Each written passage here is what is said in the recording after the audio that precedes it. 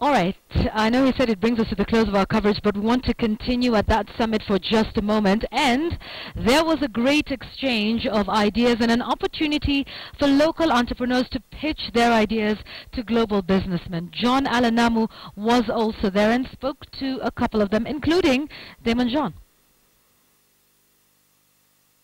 Busy day here at the Global Entrepreneurship Summit in the United Nations headquarters here in Nairobi, mostly about the kind of discussions that can go on between the North and the South, between entrepreneurs here, the innovators here, and the entrepreneurs in businesses and governments of the West with regard to being able to bridge that gap and pull up Africa and Kenya out of poverty. Lots being discussed specifically with respect to skills transfer, technology transfer, and whether there are any ideas in this part of the world that can be carried over to become viable businesses. One of the people who've been interested in the discussions here today is Daymond John, who is a global advisor to President Barack Obama on entrepreneurship, but you'll know him better as one of the hosts of the show, The Shark Tank.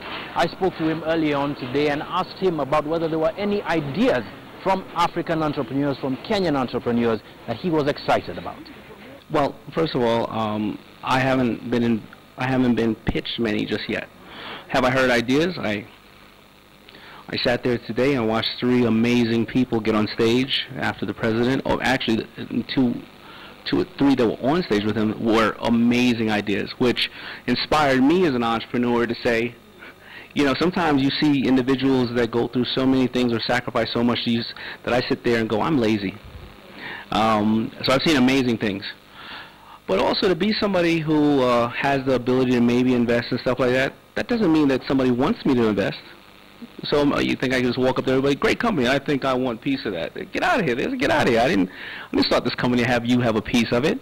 So it all depends on, you know, if I see things that they feel that I can be of value, and I think that I can be of value. But as of right now, nobody's actually pitched me a business, but I'm going down to hit the floor and check out everybody, and if I see something, I absolutely will love to be part of it. Oh, I'm sorry, I did see one that I really liked, and maybe I can help them in the United States. It was part of Power Africa. It was the company that was making solar lamps for about $5, and I think that maybe I can help them with distribution in the United States, but they're doing amazing here already. One thing that a lot of us notice is that you are very quick to be able to spot a good idea and dismiss a bad one. From the point of view of an entrepreneur, what is it that you look for immediately you hear about an idea? Thank you. Well, you know, I spot good and bad according to what my criteria is. It doesn't mean that when I say something's bad, it's not going to work, because the beauty of Shark Tank is there's companies that we all say we're not interested in, they go off and they prove us wrong. So that's the great part of being an entrepreneur. Nobody else is in charge of your destiny but you. I look at the things that I find attractive because of my history. And the best part about my history is that I have failed so many times that I know what doesn't work for me, I don't like, or maybe I'm not good at. So I think that when I look at potential partners and businesses, I look at a couple of things. Can the person share with me and explain to me what this business is or concept is within a very short amount of time? If you have to spend too much time thinking about it, and I have to spend too much time thinking about it, it probably isn't good for me.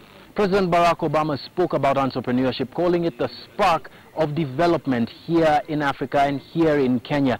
But some critics have talked about the United States forging of a relationship based on entrepreneurship with Kenya and with Africa as part of a global geopolitical struggle and scramble for Africa being fought between the United States, the West, China and the BRICS. I spoke to the United States Administrator for Small Businesses, one of the high-level delegates that have been brought here for the Global Entrepreneurship Summit. Her name is Maria Contreras-Sweet, and here's what she had to say about that relationship. Well, I think that the African people will have to decide for themselves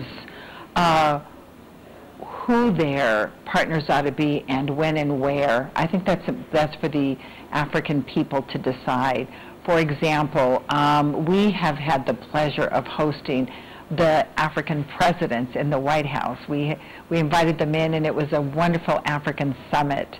and it was the first that we had had, and many of them that I talked to, the different heads of state, said that they had been meeting with the Chinese, they had been meeting with the Brazilians, they had been meeting with other countries, and they had been eager to understand how they could connect with the United States as well.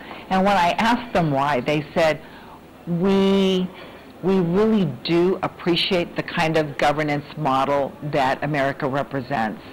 We are not perfect. America has a lot of problems. I'd be the first to admit it.